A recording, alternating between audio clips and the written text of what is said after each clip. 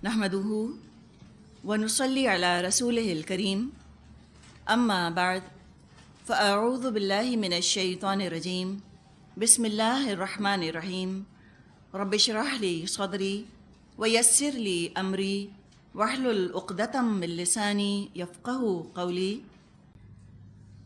سورۃ الاخلاص مکیۃ، سورہ اخلاص مکی صورت ہے، 1 رکوع اور 4 آیات ہیں۔ جب سورہ کافرون نازل ہوئی اس میں صاف صاف اعلان کروا دیا گیا کہ اے نبی، آپ ان کافروں سے کہہ دیجئے کہ میں ان ہستیوں کی عبادت نہیں کرتا جن کی تم عبادت کرتے ہو، اور نہ تم اس ہستی کی عبادت کرتے ہو جس ہستی کی میں عبادت کرتا ہوں۔ یعنی کہنے کو تو مشرک اور اہل کتاب اور مسلمان سب ہی اللہ کو مانتے تھے، مگر ان میں صرف اللہ کا نام مشترک تھا۔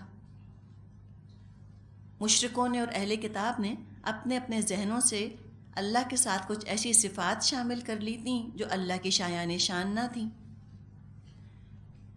سورہ اخلاص میں بتایا گیا ہے کہ اللہ کون ہے۔ عبداللہ بن مسعود رضی اللہ عنہ سے روایت ہے، قریش کے لوگوں نے رسول اکرم صلی اللہ علیہ وسلم سے کہا، انسب لنا ربک، ہمیں اپنے رب کا نسب بتائیے۔ اس پر یہ آیات اتریں۔ انس رضی اللہ عنہ کا بیان ہے، خیبر کے کچھ یہودی رسول اللہ صلی اللہ علیہ وسلم کے پاس آئے اور انہوں نے کہا کہ اللہ نے ملائکہ کو نور سے، آدم کو مٹی کے سڑے ہوئے گارے سے، ابلیس کو آگ کے شعلے سے، آسمان کو دھوئیں سے اور زمین کو پانی کے جھاگ سے بنایا ہے۔ اب ہمیں اپنے رب کے بارے میں بتائیے، مراد کیا ہے کہ وہ کس چیز سے بنا ہے۔ عامر بن طفیل نے کہا، اے محمد صلی اللہ علیہ وسلم، آپ ہمیں کس کی طرف بلاتے ہیں؟ آپ نے فرمایا، اللہ کی طرف۔ اس نے کہا، اچھا، اس کی کیفیت مجھ کو بتائیے، وہ سونے سے بنا ہوا ہے یا چاندی سے یا لوہے سے؟ یعنی آپ دیکھیں کہ وہ قیاس کر رہے تھے نا اپنے بتوں کے اوپر، تو سوچ رہے تھے کہ اللہ بھی شاید کوئی اسی طرح کا بت ہے، تو کہا بتائیے کس کا بنا ہے، سونے سے، چاندی سے، لوہے سے، مٹیریل کیا ہے اس کا؟ ابن عباس رضی اللہ عنہ سے روایت ہے، نجران سے 7 پادریوں کے ساتھ ایک وفد نبی اکرم صلی اللہ علیہ وسلم کی خدمت میں حاضر ہوا اور پوچھا، ہمیں بتائیے آپ کا رب کیسا ہے، کس چیز سے بنا ہے؟ آپ نے فرمایا، میرا رب کسی چیز سے نہیں بنا، وہ تمام اشیاء سے مختلف ہے، تمام اشیاء سے جدا ہے۔ تو یہ بات ہمارے سامنے آ رہی ہے کہ مختلف موقعوں پر مختلف مذاہب کے لوگوں نے اللہ کے بارے میں دریافت کیا، وہ کیسا ہے، کس سے بنا ہے، کیا کھاتا پیتا ہے، اس کا نسب کیا ہے۔ ان تمام سوالات کے جوابات اس صورت میں موجود ہیں۔ نبی اکرم صلی اللہ علیہ وسلم فجر اور مغرب کی سنتوں میں سورہ کافرون اور سورہ اخلاص پڑھا کرتے تھے، اور یہ دونوں شرک سے نجات دینے والی ہیں۔ بخاری اور مسلم اور بہت سی حدیثی کتابوں میں نبی اکرم صلی اللہ علیہ وسلم کا قول موجود ہے کہ سورہ اخلاص 1/3 قرآن کے برابر ہے۔ یعنی جو قرآن کے مضامین ہیں، جو ایمان کی دعوت قرآن دیتا ہے، اس میں ایمان باللہ ہے، ایمان بالآخرت ہے، ایمان بالرسالت ہے۔ چونکہ 1/3 قرآن میں ایمان باللہ کی دعوت دی گئی ہے، تو اس صورت میں بھی خالص توحید کا بیان ہے، لہٰذا اس کو 1/3 قرآن کے برابر قرار دیا گیا۔ بخاری اور مسلم میں عائشہ رضی اللہ عنہا سے روایت ہے کہ رسول اللہ صلی اللہ علیہ وسلم نے ایک مہم روانہ کی، ایک مشن آپ نے بھیجا، اور جن صحابی کو اس مہم کا امیر بنایا گیا تھا، ان کا طریقہ یہ تھا کہ جب وہ نماز پڑھاتے، قرأت کے آخر میں قل هو اللہ احد ضرور پڑھتے۔ سفر سے واپس آ کر معاملہ آپ صلی اللہ علیہ وسلم کے سامنے پیش کیا گیا، تو آپ نے ان صحاب سے پوچھوایا کہ وہ ایسا کیوں کرتے ہیں؟ انہوں نے جواب دیا، اس میں رحمان کی صفت بیان کی گئی ہے، اس لیے اس کا پڑھنا مجھ کو بہت محبوب ہے۔ اس پر اللہ کے رسول صلی اللہ علیہ وسلم نے فرمایا، اخبروہ ان اللہ تعالی یحبہ، ان کو خبر دے دو کہ اللہ تعالیٰ بھی ان کو محبوب رکھتا ہے۔ بخاری میں انس رضی اللہ عنہ سے ایک واقعہ روایت ہے کہ ایک انصاری صحابی مسجد قباء میں نماز پڑھاتے تھے، ان کا طریقہ یہ تھا کہ ہر رکعت میں پہلے قل هو اللہ احد پڑھتے، پھر کوئی اور صورت تلاوت فرماتے۔ لوگوں کو اعتراض ہوا، معاملہ نبی اکرم صلی اللہ علیہ وسلم تک پہنچا۔ آپ کے پوچھنے پر ان صحابی نے عرض کیا، مجھے اس صورت سے بہت محبت ہے۔ آپ نے فرمایا، حبک ایہا ادخلک الجنہ، اس سے تمہاری محبت نے تم کو جنت میں داخل کرا دیا۔ تو وہ کیوں پڑھتے تھے سورہ اخلاص؟ اس لیے کہ انہوں نے شرک دیکھا ہوا تھا، ان کو پتہ تھا شرک اتنی گندی چیز ہے، اور توحید کی نعمت ان کو ملی تھی، تو بار بار اس توحید کی مٹھاس کو محسوس کرتے تھے قل هو اللہ احد کو پڑھ کے کہ اللہ ایک ہے۔ اور ہم کیوں پڑھتے ہیں قل هو اللہ؟ تو کہیں آپ خوش نہ ہو رہی ہوئی خوشخبریاں سن کو کہ واہ واہ مجھے بھی اتنی محبت ہے، میں تو بس قل هو اللہ ہی پڑھتی ہوں، صرف کچھ نہیں پڑھتی۔ اور تو آپ اس لیے شاید پڑھتی ہیں کہ سب سے چھوٹی ہے، تو پھر آپ اس کیٹیگری میں نہیں آتی، اور یا اس لیے پڑھتی ہیں کہ اس کے علاوہ کچھ اور یاد ہی نہیں قرآن میں سے، تو بھی اس کیٹیگری میں نہیں آتی۔ ہاں، اگر آپ اس لیے پڑھتی ہیں قل هو اللہ احد کہ آپ کو توحید کی چاشنی محسوس ہو رہی ہے، منہ میں مٹھاس محسوس ہوتی ہے اس صورت کی، تو الحمدللہ بہت اچھی بات ہے۔ بہرحال توحید کے موضوع پر جامع ترین صورت ہے۔ بسم اللہ الرحمن الرحیم۔ قل هو اللہ احد، کہو وہ اللہ ہے یکتا، اللہ ایک ہے، تنہا، اکیلا، یونیک۔ احد کہا، واحد نہیں کہا، اس لیے کہ واحد کے بعد تو اثنان بھی آتا ہے، ثلاثہ بھی آتا ہے، 1 2 3 ایسے بھی ہوتا ہے نا۔ احد کہا، یکتا، یونیک۔ لیس کمثلہ شیء، اس کی تو مثال کی مانند بھی کوئی چیز نہیں ہے، کوئی معبود اس کے ساتھ نہیں ہے۔ لا الہ الا اللہ، لوگوں نے تو خود بہت سے معبود، بہت سے الہ گھڑ لیے ہیں، حقیقی الہ، سچ مچ کا الہ تو بس اللہ ہے، اللہ معبود برحق۔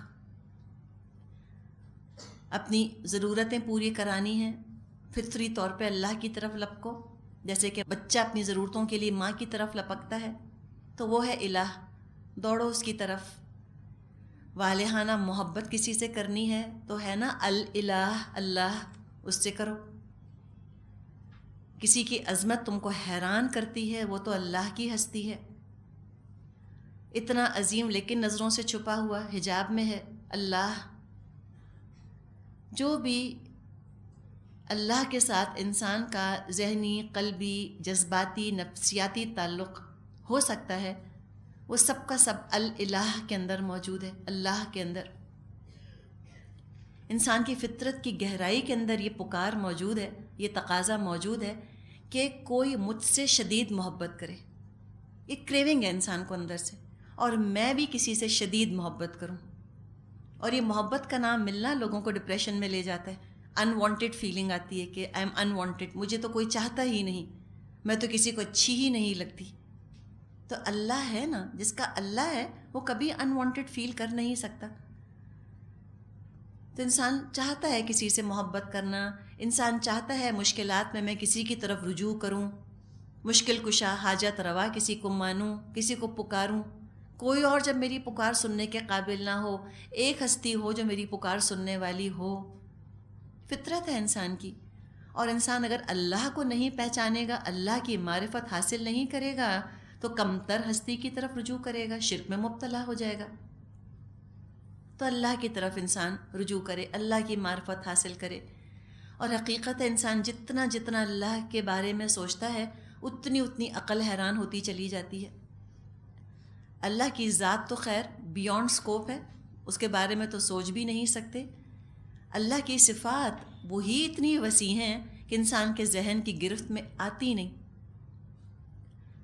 السمیع کیسے سنتا ہے، البصیر کیسے دیکھتا ہے، الخبیر کتنا باخبر ہے، ہم تصور بھی نہیں کر سکتے۔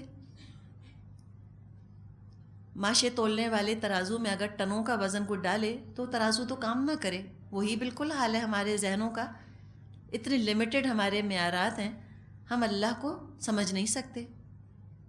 اللہ بھی موجود ہے، ہم بھی موجود ہیں، لیکن کیا ہمارا موجود ہونا اللہ کا موجود ہونا برابر ہے؟ کوئی مقابلہ نہیں. بس وجود میں ہم کہتے ہیں اللہ بھی موجود میں بھی موجود، لیکن کیا مقابلہ؟ کوئی مقابلہ نہیں ہے. کسی کے وجود کی، کسی کی خوبی کی کوئی حقیقت نہیں اللہ کے سامنے. الحق الحی وہی ہے، واحد احد. بلال کو ان کا مالک امیہ بن خلف تپتی دھوپ میں لٹا کر ان کے سینے پر پتھر رکھ دیتا تھا اور کہتا تھا کہ تم محمد کے خدا کا انکار کرو، لیکن بلال احد احد احد احد ہی کہتے رہتے تھے. ہر الہ کا انکار. بہت سے الہ ہو ہی نہیں سکتے، الہ تو ایک ہی ہے، وہ ہے اللہ. وجود اسی کا ہے، یکتا وہی ہے، باقی سب اپنے وجود کے لیے اس کے محتاج ہیں. یہ ہے توحید وجودی. قل هو اللہ احد. وجود صرف اللہ کا ہے. لا موجود الا اللہ.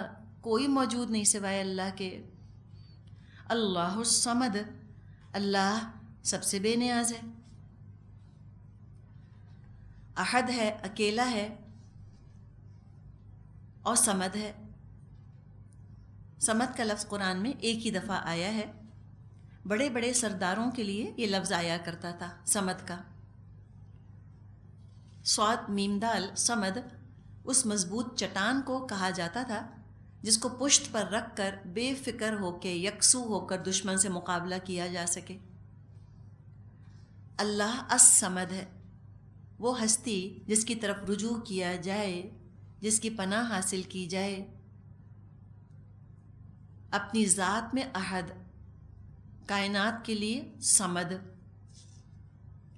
اکیلا ہے، احد ہے، لیکن اس کا مطلب یہ نہیں کہ وہ الگ تھلگ تن تنہا مخلوق سے کٹ کر کہیں جا کر بیٹھ گیا.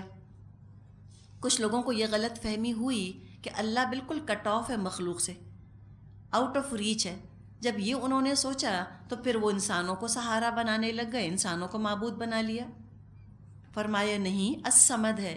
آیت الکرسی میں جیسے آتا ہے الحی القیوم، زندہ ہے اور تھامنے والا ہے سب کو، سب کی دعائیں سنتا ہے. یدبر الامر ہے، ساری کائنات کی پلاننگ اللہ تعالیٰ کرتا ہے. ساری مخلوق ہر لمحہ ہر آن اس کی محتاج ہے. عزت اور ذلت اور زندگی اور موت اور رزق سب اس کے قبضہ قدرت میں ہے. تو کیا کرو؟ جب اللہ صمد ہے تو اللہ کو پکارو، اسی سے لو لگاؤ، اسی کے آگے حاجتیں پیش کرو، اسی کی پناہ طلب کرو، اطاعت کرو، عبادت کرو، تعظیم کرو، محبت کرو اس سے، اسی کو پکارو. ان صلاتی و نسکی و محیای و مماتی للہ رب العالمین والے بن جاؤ. تو یہ ہے توحید عملی. نبی اکرم صلی اللہ علیہ وسلم کی دعا ہے، لا ملجا منک ولا مأوی الا الیک. اللہ تیرے سوا ٹھکانہ دینے والا کوئی نہیں، تجھ سے بچ کر بھاگ کر جانے کی جگہ کوئی نہیں سوائے اس کے کہ تیرے ہی دامن رحمت میں پناہ لے لی جائے. تو دوڑو، ففروا الی اللہ. اللہ الصمد، اللہ کی پناہ حاصل کرو. لم یلد ولم یولد ولم یکن لہ کفوا احد. اللہ سب سے بے نیاز ہے اور سب اس کے محتاج ہیں. نہ اس کی کوئی اولاد ہے اور نہ وہ کسی کی اولاد، اور کوئی اس کا ہمسر نہیں. اللہ کے رسول صلی اللہ علیہ وسلم سے جو سوال پوچھے گئے تھے ان میں ایک سوال یہ تھا کہ اللہ کا نسب کیا ہے، اللہ کی لینیج کیا ہے. اور یہ بھی پوچھا گیا کہ اللہ نے دنیا کی میراث کس سے پائی، کس سے انہیرٹ کیا ہے دنیا کو، اور اللہ کے بعد وارث کون ہوگا. یعنی خالق میں مخلوق والی چیزیں ڈھونڈنی شروع کر دیں. اور یہ تو ہوا جب انسانوں نے اپنے تصور سے اللہ گھڑ لیا. تو وہ کہتے ہیں نا کہ man created God in his own image. جب انسانوں نے اپنے تصور سے ایک معبود بنایا تو خالق کے اندر ساری مخلوق والی کمزوریاں انہوں نے خود بخود ڈال دیں.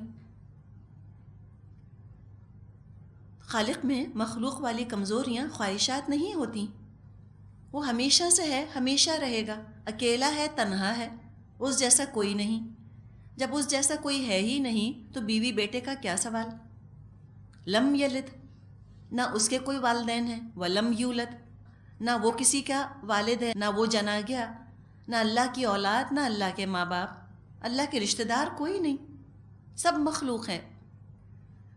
اولاد تو ہم پلہ ہوتی ہے، برابر ہوتی ہے. تو اگر نعوذ باللہ اللہ کا کوئی باپ ہوتا تو وہ تو اللہ ہی تو ہوتا، یا اللہ کا بیٹا ہوتا تو وہ اللہ ہی ہوتا، یا اللہ کی بیوی ہوتی تو بیوی تو ذات سے ہوتی ہے، اللہ کی ذات ہی سے وہ ہوتی.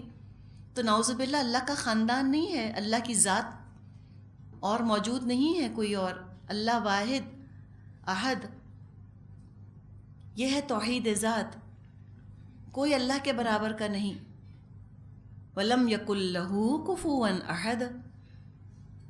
کفو کاف فا واو کے معنی ہوتے ہیں ذات برادری والا، ذات برادری میں ہم پلہ ہونا، ایک سٹیٹس کا ہونا. وہ رب ہے، باقی سب اس کے غلام. جیسے کہ کہا جاتا ہے لا مثل لہو لا مثال لہو لا مثیل لہو، اس جیسا کوئی نہیں، اس کی مثال اور مشابہ کوئی نہیں. لا ند لہو لا ضد لہو، نہ اللہ کا ہم پلہ کوئی ہے، نہ اللہ کا ایکول کوئی ہے، نہ اللہ کا اپوزٹ کوئی ہے. جو برابری کا ہوگا وہی مقابلے پر آ کر حریف بنے گا نا. تو اللہ کے مقابلے کا کوئی نہیں، حریف کوئی ہو نہیں سکتا. ایک شخص نے ایک دفعہ آ کر نبی اکرم صلی اللہ علیہ وسلم سے کہا ما شاء اللہ وما شئت، جو اللہ چاہے اور جو آپ چاہیں. تو آپ نے فوراً اس کی اصلاح فرما دی. آپ نے فرمایا اجعلتنی للہ ندن، کیا تم مجھ کو اللہ کا ہم پلہ بنا رہا ہے؟ یعنی کیا ہے کہ جو اللہ چاہتا ہے وہ ہوتا ہے، اللہ کی مرضی کے ساتھ کسی کی مرضی شامل نہیں ہو سکتی. اللہ کا خاندان نہیں ہے، اللہ کی برادری نہیں ہے. یہ ہے توحید ذات اور صفات. اللہ کی ذات یکتا، کوئی خاندان نہیں، کوئی رشتہ دار اللہ کا نہیں. اللہ کسی کے ساتھ تعصب نہیں برتتا، اللہ کسی کی طرف پریجوڈسڈ نہیں ہے. یہ دیکھیں. اور اگر آپ کبھی یہودیوں کی کتابیں پڑھیں، اس میں وہ یہ لکھتے ہیں کہ اللہ تعالیٰ جو یہودی راہب ہیں ان کی طرح کا لباس پہنتا ہے، اور اللہ تعالیٰ یہودیوں کی طرح عبادت کرتا ہے، اور اللہ تعالیٰ تورات پڑھ کے کائنات چلاتا ہے. نعوذ باللہ. بالکل انہوں نے اللہ کو یہودی بنا دیا کہ تورات اگر نہ ہوتی تو اللہ ہاتھ پہ ہاتھ دھر کر بیٹھا رہتا. نعوذ باللہ. تو سوچیں جب یہ تصور ان کا ہوگا اللہ کے بارے میں تو وہ کتنا اکڑیں گے اللہ کے سامنے. بالکل اپنے برابر لے آئے. اللہ عبادت کرے گا، عبادت تو مخلوق کرتی ہے، اللہ کس کی عبادت کرے گا؟ اللہ تو خود عبادت کے لائق ہے. تو ایسے انہوں نے اتنا گرایا ہے اللہ کو انسانوں کی سطح پر کہ اللہ کا خوف نکل گیا ان کے دل سے، اللہ کی عظمت نکل گئی ہے. تو سورہ اخلاص یہ پڑھ کے اللہ کی عظمت، اللہ کا مقام، اس کے مرتبہ کا ایک جلال، ایک نقش انسان کے دل پر قائم ہوتا ہے. سورہ اخلاص میں جو مضمون آیا ہے بالکل یہی مضمون 2 مقامات پہ اور ہے قرآن میں. ایک تو آیت الکرسی میں، آیت الکرسی جس کو کہ نبی اکرم صلی اللہ علیہ وسلم نے تمام آیات کی سردار قرار دیا. قرآن کی عظیم ترین آیت، اس میں اللہ کی صفات کا بیان ہے. اس میں بھی یہی مضمون ہے، سورہ اخلاص سے ملتا جلتا. اور سورہ بنی اسرائیل کی آخری آیت میں بھی اللہ کی شان بیان ہوئی ہے. آتا ہے وَقُلِ الْحَمْدُ لِلَّهِ الَّذِي لَمْ يَتَّخِذْ وَلَدًا وَلَمْ يَكُنْ لَهُ شَرِيكٌ فِي الْمُلْكِ وَلَمْ يَكُنْ لَهُ وَلِيٌّ مِّنَ الذُّلِّ وَكَبِّرْهُ تَكْبِيرًا. اے نبی صلی اللہ علیہ وسلم کہہ دیجئے تمام تعریف اللہ کے لیے ہے جس نے نہ کسی کو بیٹا بنایا، نہ کوئی بادشاہی میں اس کا شریک ہے، اور نہ کسی کمزوری کی وجہ سے وہ دوست بناتا ہے. یعنی اس کے دوست ہیں، اللہ کے ولی ہیں، اولیاء اللہ ہیں، لیکن اس لیے نہیں کہ اللہ ان کا محتاج ہے یا ان سے مدد چاہتا ہے. اللہ تو بے غرض دوستی کرتا ہے، کسی حاجت یا مجبوری کی وجہ سے نہیں. تو یہ اللہ کی شان ہے، اور جو اپنی شان بلند کرنا چاہے اپنے رب سے دوستی کر لے. ہم نے پڑھا ہے نا وَمَنْ شَاءَ اتَّخَذَ إِلَىٰ رَبِّهِ مَآبًا، جو چاہے اپنے رب کی طرف لوٹنے کا راستہ بنا لے. اللہ تعالی ہم سب کو توفیق عطا فرمائے کہ ہم اپنے رب کی طرف جانے کے لیے اپنا راستہ مضبوط پکڑ لیں. آمین یا رب العالمین. والآخر دعوانا ان الحمد للہ رب العالمین. سبحانک اللہم و بحمدک نشہد ان لا الہ الا انت نستغفرک و نتوب الیک. السلام علیکم ورحمۃ اللہ وبرکاتہ.